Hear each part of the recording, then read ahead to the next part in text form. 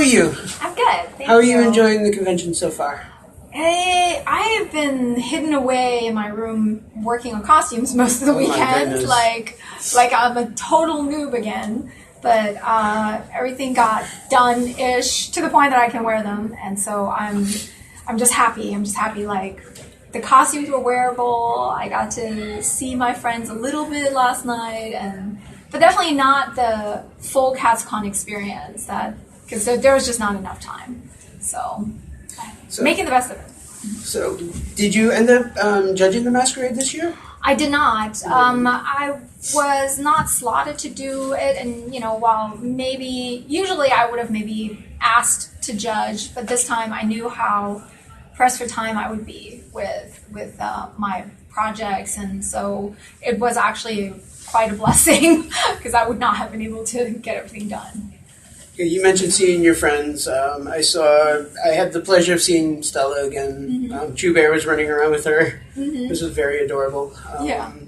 At one point we saw Jessica running around also. Mm-hmm. Were you able to get out and meet everybody that you wanted to see this weekend? No. Or you were still pretty much stuck in the hotel room? Pretty much in the hotel room. I think I went downstairs last night for a round of drinks at the bar.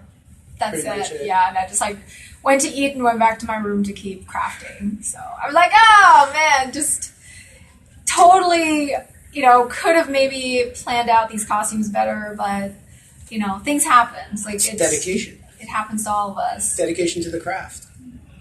That's good. Okay, so how did you get started in cosplay, and why did you get started in it? I get that question a lot, and I think it might be surprising to people to find out that I got started like everybody got started. There was no agenda, there was no goal. It wasn't like I, had planned on making this a business or I had planned on becoming well-known or something. Like, it was nothing like that. When I got started in 1999, the cosplay scene was so small that, we could not even connect with each other. There was no way to even talk to each other online. There was a mailing list. That's it, a Yahoo mailing list. And so I was a young kid. I was broke. I had no skills on sewing or wig styling. I just knew that I saw people dressed up in costume and I wanted to do that too. And so everything I've done has been just learning and being persistent at wanting to cosplay. Like, my reason to cosplay was simply to cosplay and still is. Like, everything I have done has been driven by the simple want to make a costume, put it on, and go to a con. That's it. A lot of fans, some of them before Heroes of Cosplay, a lot more during Heroes of Cosplay, and some now. They still wonder how much of the stuff that we see you in, how much of it is you, and how much of it is commissioned, how much of it is he fiancé now, or is he? He's my. You're talking about Brian? Yes. Mm-hmm. Okay. How much goes into each costume? I make everything myself.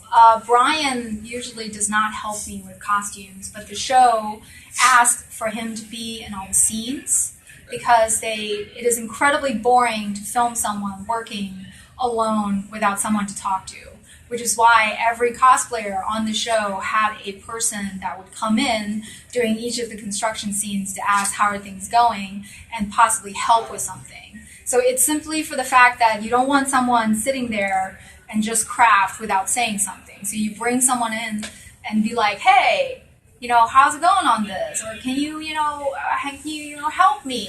And because Brian and I actually work very awfully together, when we work together, his way of thinking is so technical, and he's like Anakin Skywalker. He has already dissected the whole thing, and he always goes for the really, in my mind, very complicated methods of making something, which is through sculpting and molding and casting and things that take a long time. And whenever I'm making costumes, I just want to do it, fast, quick, in ways that can be sturdy and lightweight, but does not require having to buy expensive materials and such. So we end up actually a lot of times get into really bad fights when we work together, which is why we really don't work together. So the one costume that we collaborated on for that was shown on the show was my Batgirl. And during those 3 weeks, we almost killed each other. And like there was just so much just turmoil and drama between us that they couldn't get on camera, like because we'd be working on this and they'd be gone, and I'm like, man, I wish the crew was here. The crew would love this, but yeah, overall, I make everything myself. I only commission items if they are collaborations with friends. So like my Misfortune guns were made by Johnny Junkers, and my Ash bows were made by Cosplay. And I always give credit. Like it's very apparent, you know, what I make and what other people make. And I think that the show, because it, you know, needed to show that we all have support system, that we're not one-man shows, that's how the perception maybe came from.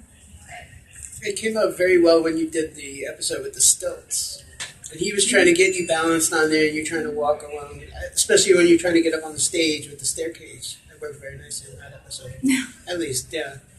So what do you have coming up? I am actually skipping all of the US cons I usually go to. So Katsu is my last hurrah. Oh my goodness. And I'm going to all international events in 2015. So I'm going to Europe several times, and Australia, Canada, and other places like that. You have a suitcase I can jump into? I need to go back to Germany, my own country. Well, they have decent cons over there, I think. Maybe. Well, there are great cons. They're smaller and more about, I think the focus is more about the art form and the craftsmanship. And I think now American cons have become more, like a lot of it has become about money-making industry. Cons are, you know, cash machines now. And I think that for me, last year was just, it sort of, the cons started running together. Like I started forgetting which con I was at in the US. Because they're all very similar, and I would just be at the booth and, you know, signing. And I think if I go to some new conventions in new regions, it could sort of give me more inspiration and more outlook, and just give me like a different sense of what cosplay is and what it is that I love about it, instead of just, you know, being having to always be aware of who I am at a convention. Like I can't just be myself at a convention, because everywhere I go I get recognized, even if I'm not in costume. So I think if I go to a European con, maybe it'll be like I can walk around and, you know, actually like look at things. And I mean, I think that's natural for someone who's gone to so many conventions as I do. I think like a lot of people might feel that way, and I think it's very normal. But because my art is what fuels my business and what drives it forward, I have to take steps to ensure that I'm inspired, that I'm motivated. So I think the best way right now is just to change the scenery, you know, and really I think that'll make me miss, you know, the people here, and miss the conventions, and miss the events and such, so that I will come back here and appreciate it more, you know. So. I like that theory. It's very good. So is there any specific people that you give credit to for wanting to get further on into the art? What do you mean? In terms of like learning new techniques, learning how to do different items, like maybe getting more into electronics and doing other stuff. Is there anybody that's actually pushing you to do more with your craft? Teaching you to do more with your craft? Absolutely. I mean, I think Svetlana and I are very good at pushing each other. Kamui, she is obviously the Warbler master, and so she has given me some tips on the swords that I've been working on, and so it's like she'll be like, hey, you know, I'd be like, I send her a progress picture over Facebook, and she'll be like, hey, you should, you know, maybe consider doing this, or the next step, you know, you can think about doing this. And then I have been giving her a lot of motivation for sewing. And like she's come over and I've sewn things for her and showed her what I do with how I put structure and how I pattern things and such. And now she actually has made her first sewing heavy costume for KatsuCon, which is the Ion.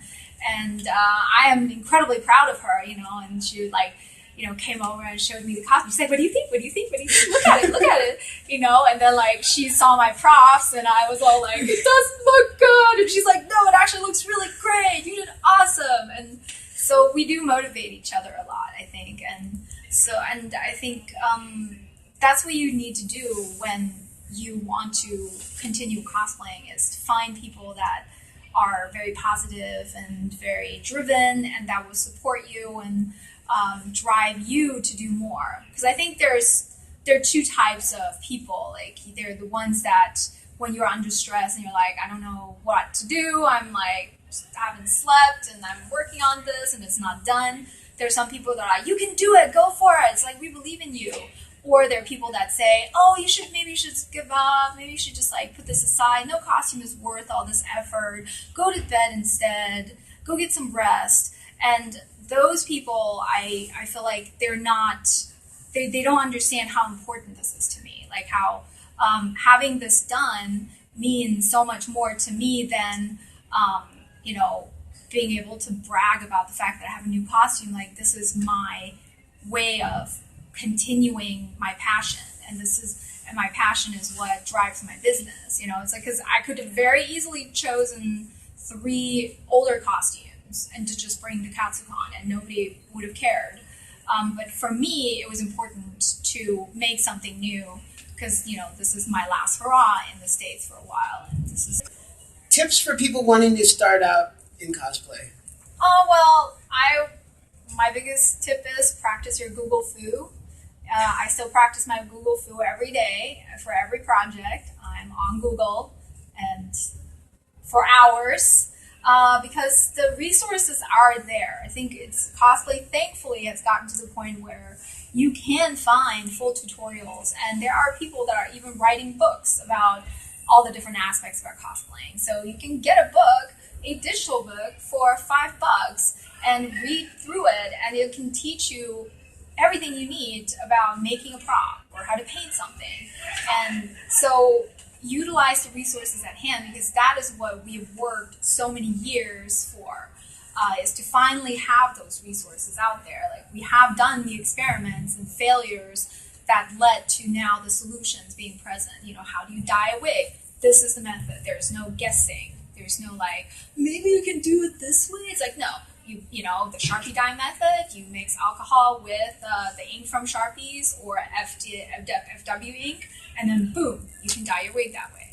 So I think research and finding a character that you connect with, that you feel very close to, that will make you want to put that extra effort into it. And of course, don't ever let people discourage you if it is about whether it's about your craftsmanship or whether it's about your body type or your skin tone. Like, just know that there is nothing different from you making and wearing a costume than from you wearing a t-shirt of the character. You know, it's like you're a fan. This is how you express being a fan, and you can cosplay whoever you want, whenever you want, and it's, you know, it's that freedom that we need to hold on to. Like, there should not be rules in cosplay. It should be about, you know, full creativity. And yeah. Okay, and one last quick question, because I know he's going to suddenly give me the wrap-up time. You've judged quite a bit of contests over the years, masquerades, other contests. Is there any tips you can give for people that have stage fright, or they just are not used to getting up on stage in front of judges, in front of the crowd? And well, I think first of all, you need to not see it as a contest, and you need to not go in expecting to win or lose. I think contests are a great way to showcase your costume, showcase your craft. And I've always told people, first of all, see it as a variety show. You're coming on, you're performing for the audience, and they want to see you, because you're going to be dressed as a character that somebody in the audience is going to think is cool. So you already are accepted before you go on stage. And then my other tip would be to have, if you're just doing a walk-on, to have 3 poses ready that you practiced, and hold each pose for 3 seconds. So like hold a pose, count to 3, and then go into a second pose, count to 3, because that way the photographers can take your photo while you're on stage and it not blurry, and the judges can see your costume and also see how you are embodying the character. And I think a lot of people kind of rush off stage, and so as judges you're just like, but what was that? So and hall contests. Hall contest? I mean, with hall contests, it's more about just enter for fun, and know that the contest might not be based on craftsmanship. So like if your costume looks very simple but is really well made, you might not be able to convey that in the hall contest photo. So kind of do it for, the sake of, just, see if people like my character, just show people my costume, and maybe they'll look for me during the con. So. Thank you very much for the interview.